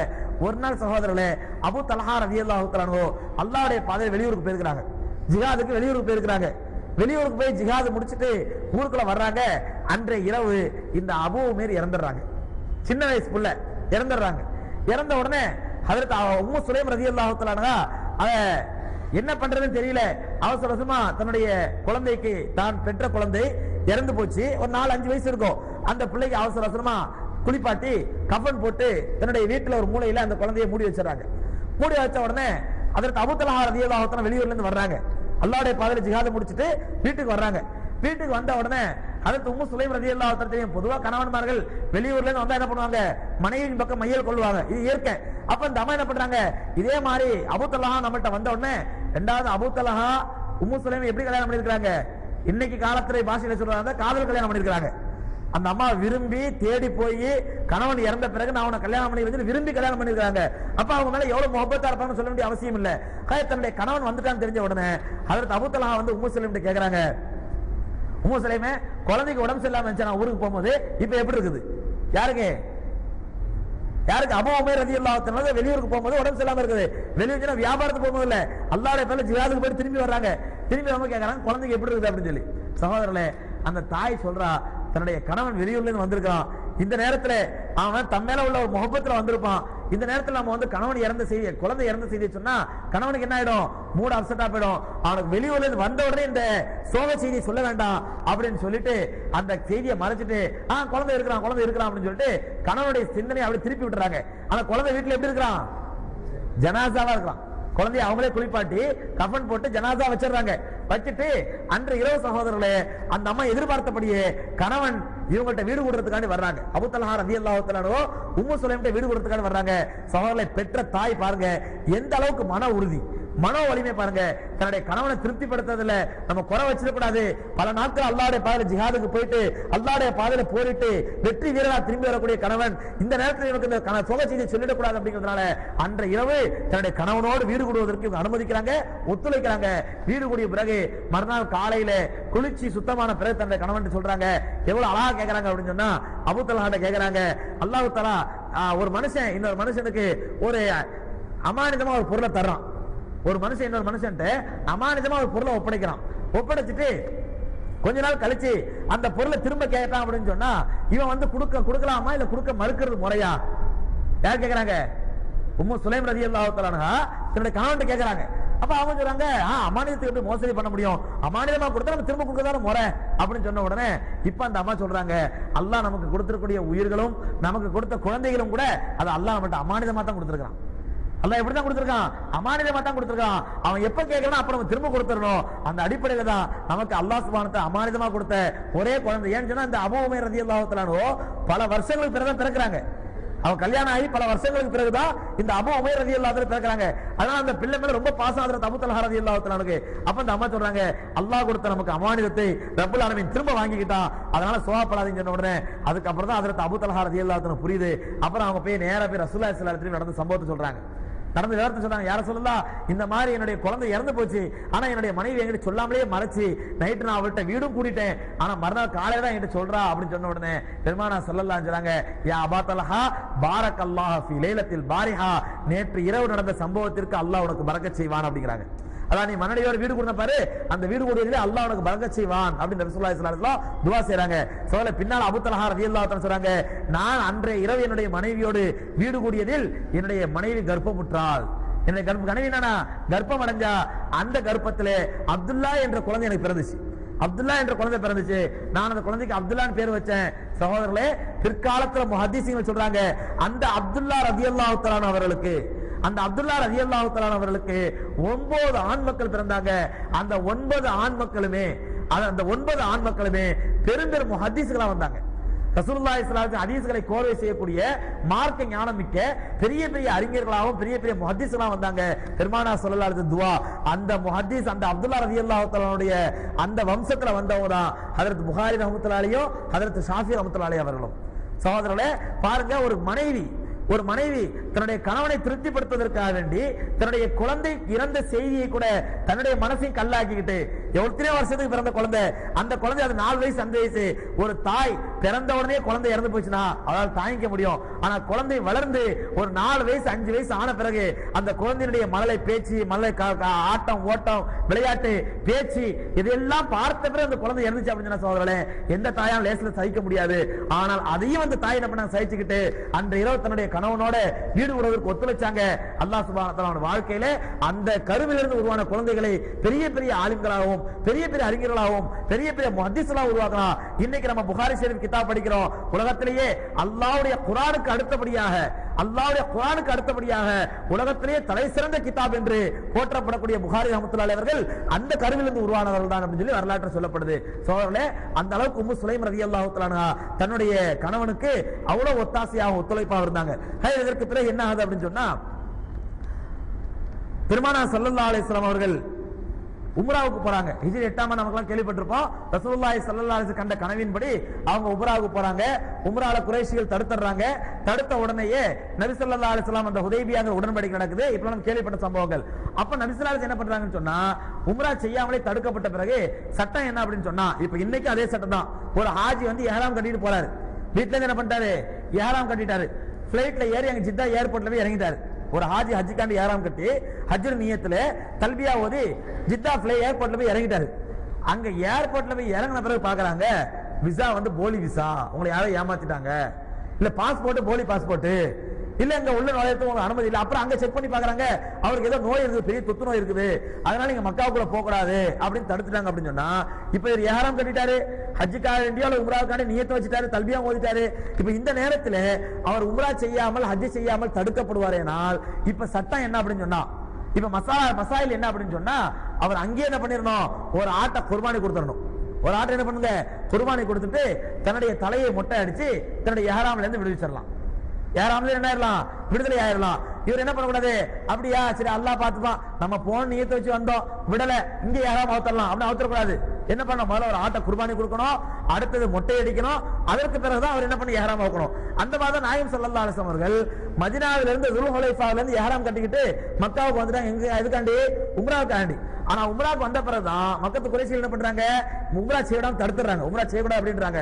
அப்ப நபி ஸல்லல்லாஹு அலைஹி வஸல்லம் என்ன பண்றாங்க அப்படின்னு சொன்னா, இந்த சட்டத்தின்படி உடனே தங்களுடைய தலையை மொட்டை அடித்து ஒரு ஆட்டையும் குர்பானி கொடுத்து ரசூலுல்லாஹி ஸல்லல்லாஹு அலைஹி வஸல்லம் தங்களுடைய இஹ்ராம்ல இருந்து ஃபாரிக் ஆயிடுறாங்க, இஹ்ராம்ல இருந்து விடுதலை ஆயிடுறாங்க. இந்த நேரத்தில் சகோதரர்களே, நபி ஸல்லல்லாஹு அலைஹி வஸல்லம் அவர்கள் மொட்டை அடிக்கும் பொழுது அந்த முடியை, ரசூலுல்லாஹி ஸல்லல்லாஹு அலைஹி வஸல்லம் முடியை வாங்குவதற்காண்டி சஹாபாக்கள் போட்டி போடுறாங்க. நபி ஸல்லல்லாஹு அலைஹி வஸல்லம் முடி என்கிட்ட இருக்கட்டும் அப்படின்னு சொல்லி. ஏன்னு சொன்னா, நான் 2 நாளைக்கு முன்னாடி அபூ அய்யூப் அன்சாரி ரலியல்லாஹு தஆலா வரலாறு சொன்ன உங்களுக்கு யாருங்க, பெருமானார் ஸல்லல்லாஹு அலைஹி வஸல்லத்துக்கு விருந்தளிச்சவங்க, பெருமானாருடைய மேஸ்பான். ஊதுல சொல்றதா இருந்தா பெருமானார் ஸல்லல்லாஹு அலைஹி அவங்க வீட்டுல தான் என்ன பண்ணாங்க, விருந்தாலே தங்கினாங்க. 7 மாசம் வரலாம். அந்த அபூ அய்யூப் அன்சாரி ரலியல்லாஹு தஆலா வாழ்க்கையில ஒரு சம்பவம் என்னன்னு சொன்னா, அவங்க நாயகம் ஸல்லல்லாஹு அலைஹி கூடவே இருந்ததுனால ஒரு முறை ரசூலுல்லாஹி ஸல்லல்லாஹு அலைஹி வஸல்லம் ஒரு தாடி முடி ஹஜ்ரத் அபூ அய்யூப் ரலியல்லாஹு தஆலா கை கிடைக்குது. ரசூலுல்லாஹி தாடி முடி ஹஜ்ரத் அபூ அய்யூப் ரலியல்லாஹு தாடி கை கிடைக்குது. அப்ப அபூ அய்யூப் என்ன பண்றாங்கன்னு சொன்னா, ஏற்கனவே உங்களுக்கு சொல்லியிருக்கிறேன், நபி ஸல்லல்லாஹு அலைஹி கைப்பட்ட எடுத்து என்ன பண்ணுவாங்க, அவங்க சாப்பாட்டுல அதை மட்டும் எடுத்து சாப்பிடுவாங்க பரக்கத்துக்காண்டி. அப்ப நபி ஸல்லல்லாஹு அலைஹி தாடி முடி என்ன பண்ணாங்க, பத்திரப்படுத்தி வைக்கிறாங்க ஹஜ்ரத் அபூ அய்யூப் ரலியல்லாஹு. இது ரசூலுல்லாஹி ஸல்லல்லாஹு தெரிஞ்சுக்கிட்டு அப்போ இவன் என் தாடி முடிய பத்திரப்படுத்துறீங்களா அப்படினோனே ஆமா யா ரசூலுல்லாஹ் பாருங்க நான் பத்திரப்படுத்தி வச்சிருக்கேன்னு சொல்லி காட்டுறாங்க. அப்ப நபி ஸல்லல்லாஹு அலைஹி வஸல்லம் சொல்றாங்க லை யுஸீபுக சூஉன் லை யுஸீபுக சூஉன் அப்போ இவே நீங்க என் தாடி முடிய பத்திரப்படுத்தி வச்சிருக்கீங்களே இன்ஷாஅல்லாஹ் உங்களுக்கு எந்த கெடுதலும் வராது அப்படினாங்க. உங்களுக்கு எந்த கெடுதலும் வராது அப்படினாங்க. அந்த அடிப்படையில பெருமானார் ஸல்லல்லாஹு அலைஹி வஸல்லம் அந்த முடியை வைத்திருப்பதை சஹாபாக்கள் என்ன பண்ணாங்க பரக்கத்தா நினைச்சாங்க. அப்ப அந்த நபி ஸல்லல்லாஹு அலைஹி வஸல்லம் பண்ணாங்க தன்னுடைய வலது பக்கம் முடி இறக்கின உடனே அந்த முடியை என்ன பண்ணாங்க சஹாபாக்கள் எல்லாத்தையும் பிரிச்சு கொடுத்தாங்க. ஒரு முடி ரெண்டு முடி சொல்லி ஆளாவே பிரிச்சு கொடுத்தாங்க. பிரிச்சு கொடுத்தவனே இடது பக்கம் முடி என்ன பண்ணாங்க மொத்த முடியை அள்ளி ரசூலுல்லாஹி ஸல்லல்லாஹு அலைஹி வஸல்லம் ஹஜ்ரத் அபூ தல்ஹா ரலியல்லாஹு தஆலா கொடுத்தாங்க. அபூ தல்ஹா ரலியல்லாஹு தஆலா நபி ஸல்லல்லாஹு அலைஹி வஸல்லம் கொடுத்தாங்க. இன்னைக்கு சகோதரர்களே நபி ஸல்லல்லாஹு அலைஹி வஸல்லம் முடியை மூவே முபாரக் அது பேர் என்ன மூவே முபாரக்னு சொல்லிட்டு சில இடங்கள்ல வச்சுக்கிட்டு அத அந்த மீலாது நபி அன்னைக்கு இந்த ரபீல் 12 அன்னைக்கு என்ன பண்றது அந்த மூவே முபாரக் எடுத்து அது பெரிய ஒரு டபரால தண்ணி எடுத்து அந்த தண்ணியில அந்த முடியை கரைச்சி கழுவி அதை எல்லாரும் பழக்கத்துக்காண்டி அள்ளி அள்ளி குடிக்கிறது அதை மூவே முபாரக் தண்ணில ஊத்திக்கிறது அதை சந்தன பாட்டில போட்டு வச்சு இதை பாருங்க அந்த முடி வளருது அதுல சந்தன வாசம் வருது அப்படின்னு சொல்றதுக்குலாம் எந்த விதமான ஆதாரம் கிடையாது. இதெல்லாம் மார்க்கத்துல பிதாத்துகள். பெருமானார் ஸல்லல்லாஹு அலைஹி வஸல்லம் காலத்தோட முடிஞ்சு போச்சு. ஏன்னு சொன்னா முடி இருக்குது பாருங்க முடி இதுக்குள்ள ஒரு சிறப்பு அம்சம் என்ன அப்படின்னு சொன்னா யாருடைய முடின்னு யாராலையும் கண்டுபிடிக்க முடியாது. நான் கூட இப்ப என்ன பண்ணலாம் ஒரு தாடி முடி எடுத்து வச்சு ரசூலுல்லாஹ் முடின்னு சொன்னா யாரால கண்டுபிடிக்க முடியும்? யாரால கண்டுபிடிக்க முடியுமா? எனக்கு முடியுமா? கண்டுபிடிக்க முடியாது. அதற்கு கருப்பு முடியா இருக்குது ரசூலுல்லாஹ்க்கு நரைச்ச முடியாதுன்னு சொன்னா பெருமானார் ஸல்லல்லாஹு அலைஹி வஸல்லம் அவர்களுக்கு வஃபாத் ஆகும் பொழுது 19 முடி தான் நரைச்ச முடி. எத்தனை முடி?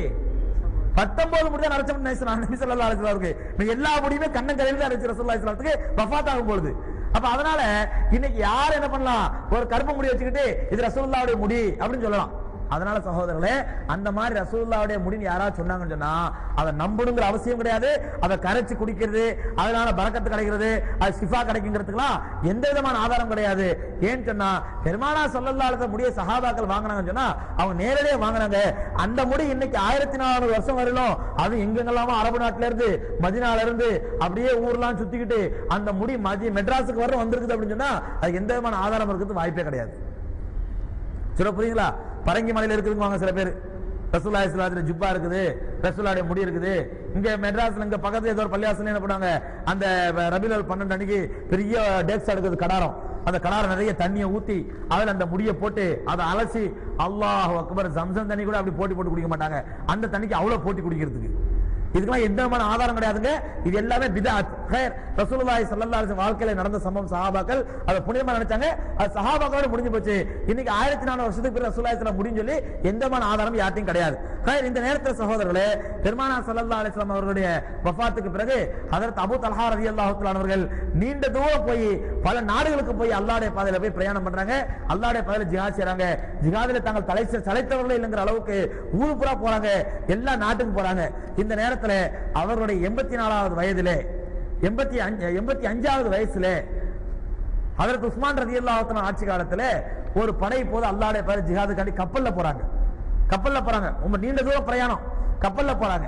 கப்பல்ல போகும்பொழுது ஹஜ்ரத் அபூ தல்ஹா ரலியல்லாஹு தஆலா பண்றாங்க ஹஜ்ரத் உஸ்மான் ரலியல்லாஹு அன்ஹு சொல்றாங்க அமீருல் முஃமினீனே எனக்கும் பெர்மிஷன் தாங்க நானும் அல்லாஹ்வுடைய பாதையில போறேன். எத்தனை வயசுலங்க? 85 வயசுல நானும் போறேன் அப்படின்றாங்க. ஹஜ்ரத் உஸ்மான் ரலியல்லாஹு சொல்றாங்க அல்லாஹ்வுடைய பாதையில போகாதீங்கன்னு சொல்லி நான் தடுக்க முடியாது. உங்களை ஜிஹாதுக்கு போகாதீங்க யாராவது தடுக்க முடியுமா?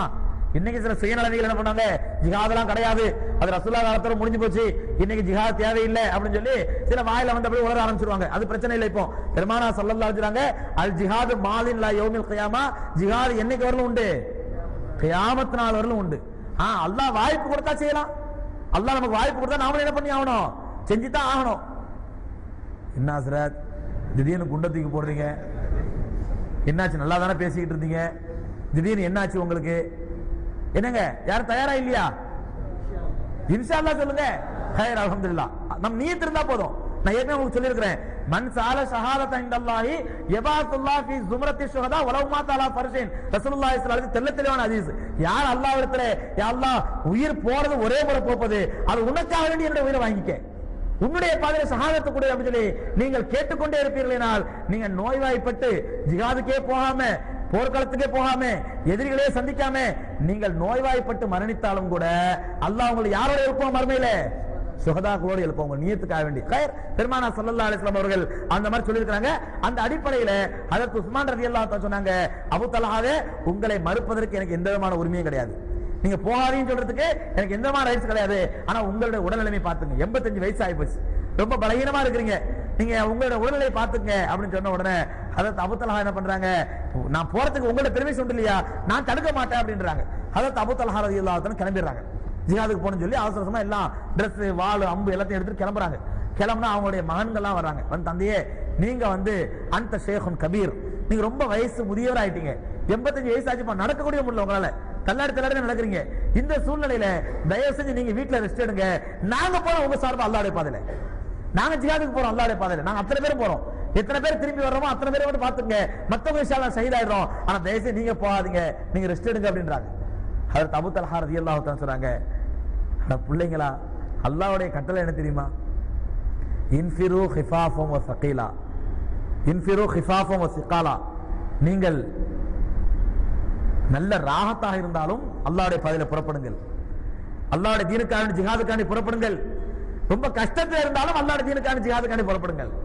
அப்ப நான் ராஹத்தா இருந்தேன், அல்லாஹ் எனக்கு உடல் ராஹத்தை கொடுத்தா அப்ப நான் அல்லாஹ்வுடைய கட்டளை நிறைவேற்றிட்டேன், ராஹத்தா இருக்கும்போது போயிட்டேன். பிள்ளைங்க என்ன சொல்றாங்க அப்படின்னு சொன்னா, இப்படி சொல்றாங்க, தந்தையே நீங்க ரசூலுல்லாஹி ஸல்லல்லாஹு அலைஹி வஸல்லம் வஃபாத் ஆற வரையிலும் அவங்களோடவே இருந்து ஜிஹாத் செஞ்சிருக்கீங்க, அதே மாதிரி அபூபக்கர் ரலியல்லாஹு வஃபாத் ஆற வரையிலும் அவங்க கூடவே இருந்து ஜிஹாத் செஞ்சிருக்கீங்க, ஹஜ்ரத் உமர் ரலியல்லாஹு வஃபாத் ஆற வரையிலும் அவங்க கூட இருந்து ஜிஹாத் செஞ்சிருக்கீங்க, அப்ப நீங்க எந்த விதத்திலும் ஜிஹாத் குறைச்சு வைக்கல, இந்த வயசுல நீங்க போய் தான் ஆகணுமா, அதுதான் இப்படி போய் சொல்றாங்க. அல்லாஹ்வுடைய கட்டளை இன்ஃபிரு ஹிஃபாஃபம் வ ஸிகாலா, நீங்கள் லேசாக இருந்தாலும் சிரமமாக இருந்தாலும் அல்லாஹ்வுடைய தீனுக்காக வேண்டி ஜிஹாதுக்காண்டி புறப்படுங்க, அல்லாஹ்வுடைய கட்டளை. நான் ஹஜ்ரத் ரசூலுல்லாஹி ஸல்லல்லாஹு அலைஹி காலத்திலும் ஹஜ்ரத் அபூபக்கர் ரலியல்லாஹு காலத்திலும் ஹஜ்ரத் உமருடைய காலத்திலும் நான் நல்ல திடகாத்திரமா இருந்தேன், அப்ப லேசா இருந்துச்சு, சிரமம் இல்லாம இருந்துச்சு, அப்ப அல்லாஹ்வுடைய பாதையில புறப்பட்டு ஜிஹாத் செஞ்சேன், இப்ப சிரமப்படுறேன், இப்போ நான் அல்லாஹ்வுடைய பாதையில போலன்னு சொன்னா அல்லாஹ்வுடைய வசனத்துக்கு நான் மாறு செய்தவன் ஆயிடுவேன், அதனால தயவு செஞ்சு விடுங்க, நான் போய்தான் ஆகணும்னு சொல்லி புறப்படுறாங்க. சகோதரர்களை புறப்பட்டு போய்கிட்டு இருக்கும் பொழுது கப்பல்ல போய்கிட்டு இருக்காங்க. ஹஜ்ரத் அபூ தல்ஹா ரலியல்லாஹு தஆலா அன்ஹு கப்பல்ல போய்கிட்டு இருக்கும் பொழுது நோய்வாய்ப்பட்டு கப்பல்ல ரொம்ப சக்கராத் நேரம் வந்துருது. சக்கராத் நேரம் வந்த உடனே சகோதரர்களே, அந்த நோயிலேயே அல்லாஹ்வுடைய பாதையில புறப்படும் பொழுது போகும் பொழுது அந்த நோயிலேயே ஹஜ்ரத் அபூ தல்ஹா ரலியல்லாஹு தஆலா வஃபாத் ஆயிடுறாங்க. ஆனா அவங்க வஃபாத்துக்கு பிறகு நடந்த ஒரு பெரிய ஆச்சரியம் என்ன அப்படின்னு சொன்னா, அவங்களை அடக்கம் பண்றதுக்கு இடம் இல்லை, நடு கடல்ல கப்பல் போய்கிட்டு இருக்குது, எங்க கொண்டு போய் அடக்கம் பண்ணுவாங்க, வழி இல்லை. சஹாபாக்கள் பார்க்கறாங்க, எங்கேயாவது தீவு தெரிஞ்சிச்சுன்னா அந்த தீவுல கொண்டு போய் அடக்கம் பண்ணிட்டு வந்துடலாம், எங்கேயாவது தீவு தெரிஞ்சுச்சுன்னா தீவுல கொண்டு போய் அடக்கம் பண்ணிட்டு வந்துடலாம், ஆனா தீவு தெரியுற மாதிரி தெரியல. அப்ப அந்த கப்பல் ஓட்டி சொல்றாரு, இன்னும் நம்ம ஒரு தீவு ஒண்ணு இருக்குது, நம்ம அங்க போயிடலாம், அங்க ஆள் நடமாட்டம்லாம் இல்ல, ஆள்லாம் கிடையாது, ஆனா அங்க அடக்கம் பண்ணிட்டு வந்துடலாம், ஆள் நடமாட்டமா இல்லாத ஊரா இருந்தாலும் அங்க அடக்கம் பண்ணிடலாம், ஆனா அந்த தீவுக்கு போறதுக்கு ஒரு வாரம் ஆகுமே, அந்த தீவுக்கு போறதுக்கு ஒரு வாரம் ஆகுமே, அது ஒரு ஜனாசா தாங்குமா அப்படின்றாங்க. சகோதரர்களை 85 வயது சஹாபி ஹஜ்ரத் அபூ தல்ஹா ரலியல்லாஹு தஆலா அன்ஹு வேற வழி இல்லாம 7 நாள் பிரயாணம் செஞ்ச தீவுக்கு போறாங்க. 7 நாள் வரையில் அவங்களுடைய புனிதமான உடல் தூங்குவதை போன்று இருந்துச்சுன்னு சஹாபாக்கள் சொல்றாங்க. 7 நாள் வரை. இன்னைக்கு சகோதரர்களை ஒரு ராத்திரிக்கு மேல வைக்கணும்னா நம்ம ஐஸ்ல வச்சாகணும், இல்ல ஃப்ரீசர்ல கொண்டு போய் வச்சாகணும், குளிர்சாதன பெட்டியில வச்சாகணும். ஆனா 7 நாட்கள் வரை அதற்கு அபூ தல்ஹா ரலியல்லாஹு தஆலா உடல் எந்த விதமான பாதிப்பும் இல்லாமல் அப்படியே நல்ல ராஹத்தா தூங்குற மாதிரி அவங்களோட உடல் இருந்துச்சு. 7 நாட்களுக்கு பிறகு நாங்கள் ஆள் நடமாட்டமே இல்லாத, மக்களே வசிக்காத ஒரு தீவுல கொண்டு போய் அதற்கு அபூ தல்ஹா ரலியல்லாஹு தஆலா அடக்கம் பண்ணிட்டு வந்தோம் என்று சஹாபாக்கள் அறிவிக்கிறாங்க. சகோதரர்களே, இங்க நம்ம யோசிக்கணும், இன்னைக்கு நம்மள சில பேர் மௌத்தாகும் போது சொல்லுவாங்க, ஆசைப்படுவாங்க, என் ஜனாசா ஊர்ல தான் அடக்கமாகணும், என் ஜனாசா எங்க தான் அடக்கமானோம், ஊர்ல தான் கொண்டு போய் அடக்கமானோம், வசியத்தை செய்வாங்க, நான் மௌத்தாயிட்டா ஊருக்கு கொண்டு போய் இங்க வைக்கக்கூடாது அப்படின்னு சொல்லி. ஏன் சொந்தக்காரங்களாம் ஊர்ல தான் இருக்கிறாங்களா, அவங்களாம் அடிக்கடி கபருக்கு வந்து பார்ப்பாங்களா. சகோதரர்களே, அபூ தல்ஹா ரலியல்லாஹு தஆலாவுடைய புனிதமான உடல் ஆள் நடமாட்டமே இல்லாத எங்கோ ஒரு தீவில் அடக்கம் செய்யப்பட்டுச்சு. அவங்க அல்லாஹ் நஷ்டத்துக்கு ஆளாகிடுவானா, அல்லாஹ் நரகத்துல போட்டுருவானா? அதனால சகோதரர்களே, எங்கே அடக்கம் செய்யப்படுகிறோம் என்பது முக்கியம் அல்ல, எங்கே அடக்கம் செய்யப்படுகிறோம் என்பது முக்கியம் அல்ல. யார் யாரெல்லாம் வந்து நமக்கான துவா செய்கிறார்கள், எத்தனை பேர் நம்முடைய ஜனாசாவில் கலந்து கொள்கிறார்கள், எத்தனை ஆயிரக்கணக்கான மக்கள் நமக்கு துவா செய்கிறார்கள் என்பது முக்கியம் அல்ல. எந்த நிலையில் நாம் மரணம் அடைகின்றோம், அல்லாஹ் நம் மீது திருப்தி கொண்ட நிலையில் மரணம் அடைகிறோமா, அல்லது அல்லாஹ் நம் மீது கோபம் கொண்ட நிலையில் மரணம் அடைகிறோமா என்பதுதான் சகோதரர்களை கவனிக்க வேண்டிய விஷயம். வல்ல ரஹ்மான் அந்த பாக்கியத்தை ஹஜ்ரத் அபூ தல்ஹா ரலியல்லாஹு தஆலா அவர்கள் கொடுத்தான். அல்லாஹ்வை திருப்தி கொண்ட நிலையில் மரணம் அடைத்தார்கள். அல்லாஹ் சுப்ஹானஹு வ தஆலா உடலை ஒரு வாரம் வரை பாதுகாத்தான். ஆள் நடமாட்டமே இல்லாத, எங்க அடக்கமா இருக்காங்க இன்னொரு யாரும் சொல்ல முடியாது, அது அபூ ரலியல்லாஹு தஆலா எங்க அடக்கமானாங்க இன்னைக்கு யாரும் சொல்ல முடியாது. அப்படிப்பட்ட ஏதோ ஒரு கண் தெரியாத கிராமத்திலே, கண் தெரியாத ஊரிலே, கண் தெரியாத அந்த கானகத்திலே அது அபூ ரலியல்லாஹு தஆலா அவர்கள் அடக்கமாக இருக்கிறார்கள். அல்லாஹ் ஜல்ல ஷானஹு அவர்களை பொருந்திக் கொள்வானாக. நம்முடைய முழு உம்மத்தினர் செய்யக்கூடிய இபாதத்தை வந்து ரப்பல் ஆலமீன் அவர்களுக்கு உன்னதமான கூலியை கொடுத்து அவர்களுக்கு சொர்க்கத்திலே உயர்ந்த அந்தஸ்தை கொடுப்பானாக. அவர்களுக்கு இருந்ததை போன்று ஈமானுடைய உறுதியையும் அல்லாஹ்வுடைய பாதைக்கு, அல்லாஹ்வுடைய தீனுக்காக வேண்டி, அல்லாஹ்வுடைய பாதைக்காக வேண்டி தன்னுடைய உயிர் பொருள் ஆவி அத்தனையும் அர்ப்பணம் செய்ய வேண்டும் என்ற அர்ப்பண மனப்பான்மையை ரப்பல் ஆலமீன் நமக்கும் தந்தருள்வானாக. வாஹிரு தஅவானா அல்ஹம்துலில்லாஹி ரப்பில் ஆலமீன். அஸ்ஸலாமு அலைக்கும் வரஹ்மத்துல்லாஹி தஆலா வபரகாத்துஹு.